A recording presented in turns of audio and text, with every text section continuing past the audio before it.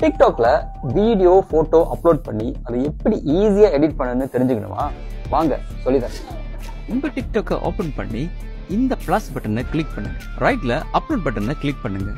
Select மல்டிபிள click பண்ணிக்கோங்க. இப்போ உங்களுக்கு பிடிச்ச போட்டோ ஓ வீடியோவை சூஸ் பண்ணிக்கோங்க. எந்த வீடியோ ஃபர்ஸ்ட் நெக்ஸ்ட் வரணும்னு இங்கேயே நீங்களே அரேஞ்ச் பண்ணிக்கோங்க. தென் கொஞ்சம் பாட்டம்ல பாத்தீங்கன்னா ஆட்டோ கார்ட்னு ஒரு ஆப்ஷன் பார்ப்பீங்க. அதை கிளிக் பண்ணுங்க. உங்க வீடியோவை டிக்டாக்கே ஆட்டோமேட்டிக்கா எடிட் பண்ணி டிரான்சிஷன் எஃபெக்ட்ஸ் அப்புறம் மியூசிக்கும் ஆட் பண்ணி கொடுத்துடும். அப்படி உங்களுக்கு அந்த மியூசிக் இல்லனா எஃபெக்ட்ஸ் தீம் பிடிக்கலனா மேல உள்ள அந்த எடிட் சீசர்ல கிளிக் பண்ணுங்க. இப்போ இங்க பாத்தீங்கன்னா வேற வேற ஆப்ஷன்ஸ் இருக்கும்.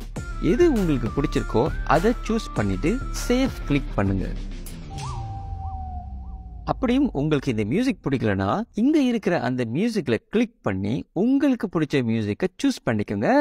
அவ்வளவுதாங்க.